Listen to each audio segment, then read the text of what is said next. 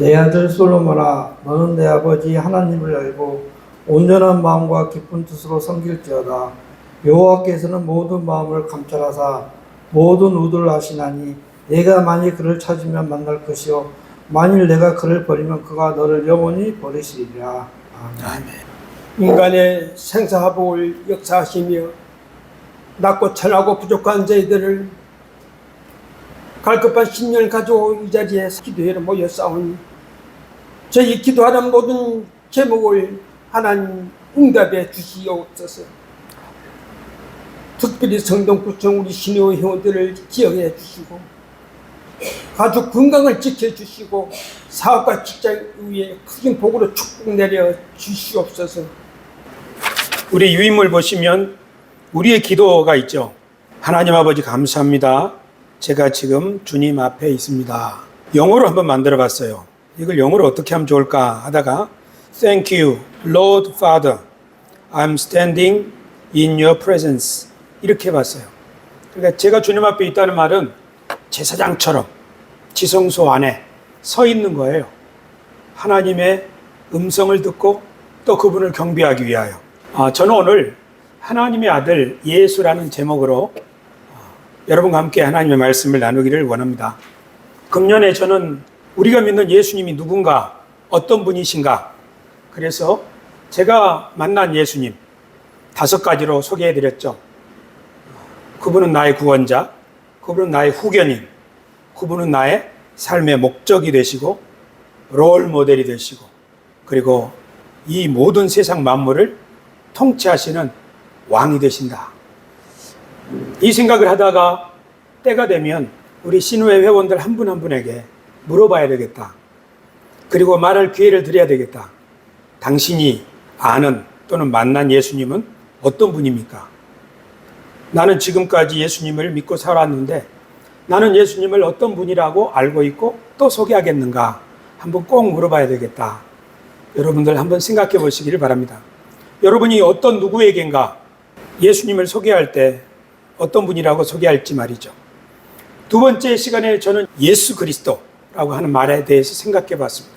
그리스도는 표면적인 의미로 기름 부음을 받았다는 뜻이라고 그랬죠. 그리고 진정한 의미는 하나님이 어떤 미션을 위하여 택하신 분이라는 뜻이죠. 바로 그 그리스도라는 이름 때문에 예수님이 죽으셨죠. 네가 진짜 그리스도냐 할 때 그렇다 했거든요. 그러니까 예수님이 죽으신 이유는 그리스도라고 했기 때문이에요. 다른 말로 하면 나는 하나님이 맡기신 어떤 일을 하려고 왔는데 그 일을 할 거야. 그리고 그 일을 하다가 죽으신 거죠. 우리가 지금 예수님을 배우려고 하는 것은 성경에 기록된 예수님이 무슨 일을 하셨지? 그것이 나에게 어떤 의미가 있는 거야? 이런 것을 생각하는 거예요. 예수님이 하나님의 미션을 받고 이 세상에 오셨다면 그리스도니까. 오늘 총무님 말씀처럼 제가 미션을 드렸다고 했잖아요. 그럼 우리들도 미션을 받은 것 아니겠어요? 그러니까 예수님이 그리스도라는 이름으로 죽으셨다면 우리들도 어쩌면 그리스도인이라는 이름 때문에, 즉 하나님이 나에게 어떤 일을 하라고 하셨는데 내가 그 일을 하려고 하다 보니까 핍박도 받고 어떤 사람은 목숨도 걸어야 될지도 모릅니다. 우리가 그리스도인이 된다고 하는 것은, 예수님을 그리스도라고 부른다는 것은 그런 의미가 있다고 저는 생각합니다. 오늘은 예수님을 하나님의 아들이라고 부를 때 예수님이 하나님의 아들이라는 것은 무슨 의미가 있을까에 대해서 생각해 봤습니다. 여러분은 예수님이 하나님의 아들이라고 믿습니까? 요새는 대답을 잘 안 하시는 분위기예요. 어떤 함정에 걸려 넘어가지 않도록. 공직자들은 대답을 잘 하십니까? 대답을 잘 안 하는 편입니까? 잘 하죠. 공직자들이 대답을 잘 안 하는 이유가 뭡니까? 여러분들 자존심이 너무 높군요. 그래요. 그래, 쉽게 합시다, 그럼. 예수님 하나님의 아들이죠. 성경에 베드로가 예수님, 당신은 살아계신 하나님의 아들입니다. 그렇게 신앙 고백을 했죠. 또 보면 성경 여러 곳에서 예수님을 하나님의 아들이라고 말합니다. 히브리서에서는 그러므로 우리에게 큰 대제사장이 계시니 승천하시니 곧 하나님의 아들 예수시라. 우리가 믿는 도리를 굳게 잡을지어다. 요한일서에서도 누구든지 예수를 하나님의 아들이라 시인하면 하나님이 그 안에 거하시고 그도 하나님 안에 거하느니라. 또 하나 오직 이것을 기록함은 너희로 예수께서 하나님의 아들 그리스도이심을 믿게 하려 하며 또 너희로 믿고 그 이름을 힘입어 생명을 얻게 하려 함이니라. 요한복음 마지막 부분에 복음서를 기록한 이유가 예수님이 바로 하나님의 아들 그리스도라는 것을 믿게 하려고 이것을 기록했다. 예수님의 행적을 이렇게 소개했다 하는 것이죠. 성경은 예수님이 하나님의 아들이라고 많이 기록합니다. 저는 오늘 이것이 무슨 뜻인지 생각해 보려고 합니다. 하나님의 아들이라는 말은 예수님에게만 불려진 이름이 아닙니다. 옛날에 하나님이 이스라엘 백성들을 향하여 이렇게 말씀하셨습니다. 모세에게 이렇게 말을 파라오에게 전하라는 거죠.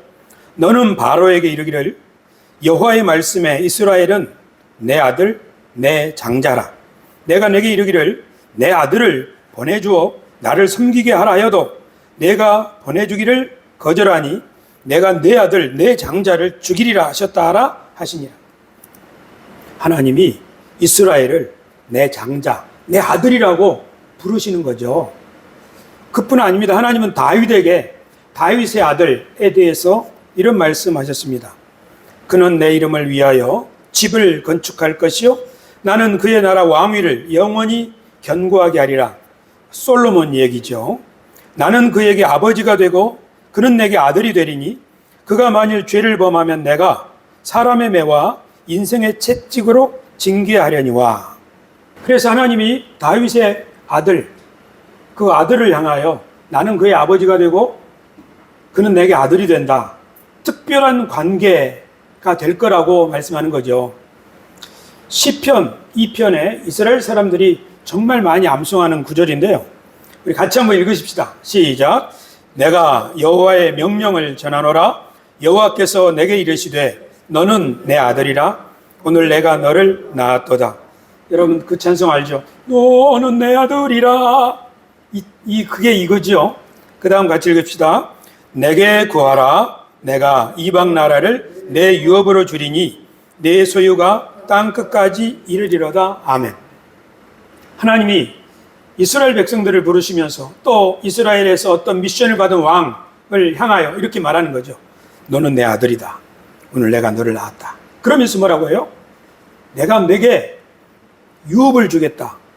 뭐죠? 이방 나라를, 즉 모든 세상을 너에게 주겠다는 거죠. 맡기겠다는 뜻이죠. 하나님이 누구를 아들이라고 부를 때에는 그와 특별한 관계를 맺으시고 그에게 이 세상을 맡기시려는 거죠. 우리는 이 신호의 예배를 통해서 무슨 생각을 하러 왔냐면요. 하나님이 하늘과 땅을 지으신 그분이 이 모든 것을 주관하시는 분이라는 것을 우리는 기억하려고 여기 모였어요. 그렇죠? 오늘 장로님 기도처럼 우리 눈에 보이는 이 세상의 주권자는 윤석열 대통령이에요. 우리들은 권한, 책임 이런 단어에 민감한 사람들입니다. 아니, 우리들 말고 여러분들요. 어떤 사람에게 어떤 권한이 있는지, 나에게 어떤 권한이 있는지, 그것을 의무 없는 일 이런 거 민감하죠. 그러나 우리가 예배드리는 이유는 이 세상에 많은 주권자들이 있지만 이 주권자들 위해 모든 세상을 주관하신 그분이 계시다는 것을 잠시 생각하기 위함입니다. 우리가 이 생각을 하지 않으면 우리는 길을 잃어버릴 수 있습니다. 그런데 그분이 어떤 사람들에게 너는 내 아들이다 하면서 너에게 이것을 맡긴다 하셨죠. 그러면 아담은 하나님이 너는 내 아들이다 하는 분일까요? 아담에게 세상을 맡기셨으니까 아담도 하나님이 아들이라고 하셨겠죠? 아브라함과 이스라엘, 예수님에게 대해서도 예수님 세례받고 올라오실 때 이는 내 사랑하는 아들이다. 내가 기뻐하는 자다 하셨죠. 그럼 오늘 우리들에게는, 교회에게는 어떨까요? 교회를 향하여서도 하나님이 너는 내 아들이다 이렇게 말씀하실까요? 우리는 이 성경 구절을 잘 알고 있죠. 요한복음 1장 12절 영접하는 자 곧 그 이름을 믿는 자들에게는 하나님의 자녀가 되는 권세를 주셨으니, 이 하나님의 자녀가 하나님의 아들들이죠. 로마서에는 더 정확하게 무릇 하나님의 영으로 인도함을 받는 사람은 곧 하나님의 아들이라. 너희는 다시 무서워하는 종의 영을 받지 아니하고 양자의 영을 받았으므로 우리가 아빠, 아버지라고 부르짖느니라. 성령이 친히 우리 영과 더불어 우리가 하나님의 자녀인 것을 증언하시나니 자녀이면 또한 상속자 곧 하나님의 상속자요 그리스도와 함께한 상속자니 우리가 그와 함께 영광을 받기 위하여 고난도 함께 받아야 할 것이니라. 이 말씀 보면 우리들이 하나님의 영으로 인도함을 받으면 하나님의 아들이라고 말하잖아요. 그러니까 우리가 오늘 뭘 배우는 거죠? 예수님을 하나님의 아들이라고 부르는 거잖아요. 예수님은 이 이름 때문에 돌아가신 거예요. 예수님의 재판 과정이 여기에 있습니다. 마태복음 26장에 재판석에 있는 장면입니다. 예수께서 침묵하시거늘 대제사장이 이르되 내가 너로 살아계신 하나님께 맹세하게 하노니 내가 하나님의 아들 그리스도인지 우리에게 말하라. 이게 최후의 신문 제목이에요. 질문이에요. 예수님이 이때 뭐라고 하셔요? 예수께서 이르시되 내가 말하였느니라. 네 말이 맞다. 그러나 내가 너희에게 이르노니 이후에 인자가 권능의 우편에 앉아 있는 것과 하늘 구름을 타고 오는 것을 너희가 보리라. 예수님은 자기가 하나님의 아들이라고 인정하셨으므로 결국 십자가에 달려 죽으셨죠. 어떤 사람들이 예수님을 보고 예수님이 하나님의 아들이라고 말하니까 이자는 죽여야 한다 하고 십자가에 못 박아 죽였어요. 그런데 그 십자가에 못 박히신 예수님을 보고 백부장이 말하기를 백부장이 예수를 향하여 섰던 백부장이 그렇게 숨지심을 보고 이르되 이 사람은 진실로 하나님의 아들이었도다 하더라. 예수님이 하나님의 아들이죠. 예수님도 말씀하셨고 하나님도 말씀하셨죠.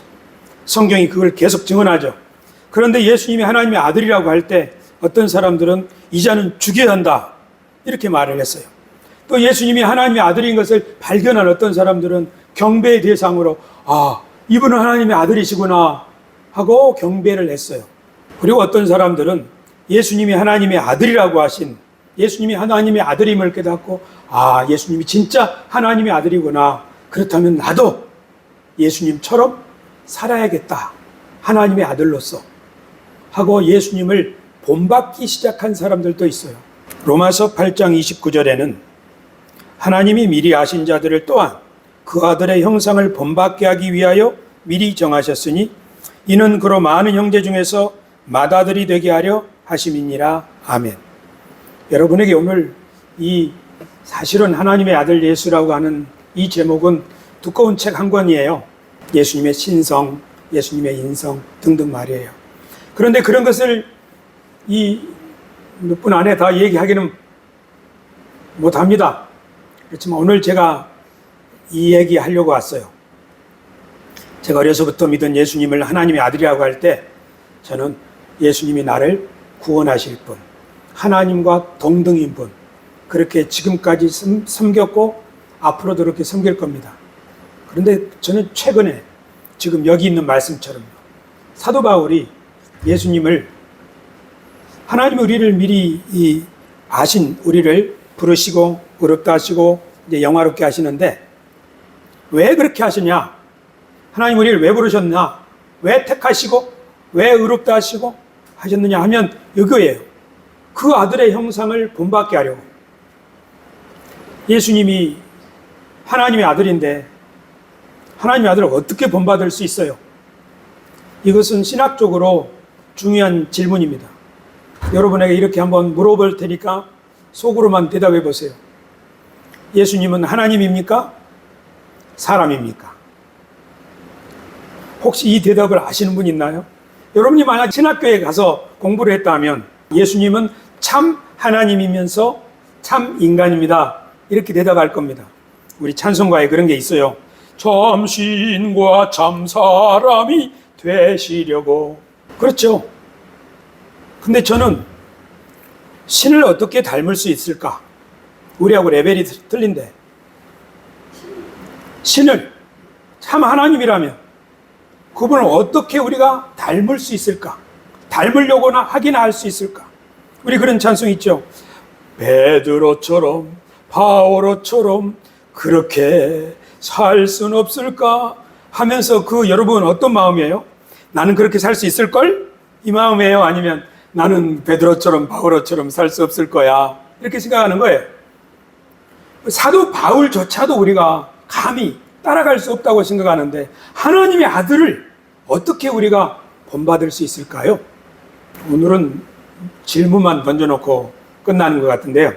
2021년에 대한성서공회에서 새한글 성경을 발간을 했는데요. 마태복음 6장 33절 너희는 먼저 그의 나라와 그의 의를 구하라 그리하면 이 모든 것을 너희에게 더하시리라 라고 예수님이 말씀하셨죠. 그걸 어떻게 번역했냐면요. 들어보세요. 여러분은 먼저 하나님의 나라와 하나님의 의를 힘써 찾으세요. 그러면 하나님이 이 모든 것을 여러분에게 보태주실 것입니다. 이렇게 번역을 했어요. 30살 청년이 사람들하고 대화할 때 어떤 말씨를 쓸까? 대한성서공회에서 이 새한글 성경을 낸 사람들은 30살 청년이 너희는 먼저 이런 말을 썼을까? 아니면 여기 중에 효준 군이 여기서 예수님처럼 얘기를 할 때 지금처럼 저렇게 앳된 얼굴로 얼굴이 발그레지면서 그렇지 마음속에는 태산 같은 확신을 가지고 저는 예수 그리스도를 따릅니다. 하나님을 아버지라고 부르고요. 저는 하나님이 항상 제 앞에 계심을 믿습니다. 하나님 아버지 감사합니다. 제가 주님 앞에 있습니다. 여러분도 한번 그렇게 살아보세요. 이렇게 얘기하지 않을까요? 청년 예수님이 그렇게 얘기해야 맞지. 아, 그래요. 오늘은 답을 드리려고 하는 게 아니고 그러고 보니까 최근에 제가 다 사실 저도 뭘 알겠어요. 여러분하고 함께 여기 와서 예수님에 대해서 생각해 보는 거예요. 사실 이 자리가 되게 감사한 이유는요. 여러분처럼 귀한 분들이 제 설교를 들을 거라고 생각하니까 제가 흥분하고 열심히 준비하면서 예수님을 하나님의 아들이라고 할 때 어떻게 소개하면 좋을까 제가 공부하는 거죠. 생각해 보는 거죠. 그러면서 이렇게 저도 발전하는 거죠. 그렇죠? 그래서 여러분도 한번 생각해 보자는 거예요.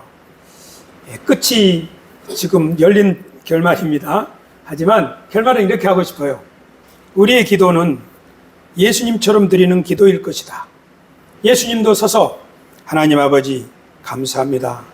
제가 지금 주님 앞에 있습니다. 그렇게 하고 하나님으로부터 미션, 그리스도의 미션을 받아서 사셨을 것이다. 그러면 우리들도 그렇게 해야 되지 않을까? 그래야 맏아들, 하나님의 맏아들이신 우리의 형님, 예수님이 우리를 보고 잘한다 하겠죠. 예수님이 우리의 형님이라는 사실 여러분 믿습니까? 찬송가에 있어요. 형님같이 나를 대신하 이 찬송이 있어요. 그렇죠? 여러분들은 다 지혜로우시니까 오늘 제가 무슨 얘기를 하려고 했는지는 이해하시리라고 생각해 봅니다. 함께 생각해 보자 이겁니다. 기도하겠습니다. 주님 감사합니다. 오늘 저희는 예수님이 하나님의 아들이시라는 성경의 말씀을 함께 생각해 보았습니다. 이스라엘도 하나님으로부터 내 아들이라고 불림을 받았고 저희들도 하나님의 자녀요 하나님의 영으로 인도함을 받는 우리들 하나님의 아들들이라고 하셨으니 예수님이 하나님 앞에서 기도하시던 대로 우리도 기도하고 예수님이 하나님의 미션을 받아 사셨던 것처럼 우리들도 우리의 삶의 현장에서 그런 용기와 진실과 담백한 마음을 가지고 살 수 있도록 도와주옵소서. 예수님의 이름으로 기도드리옵나이다. 아멘.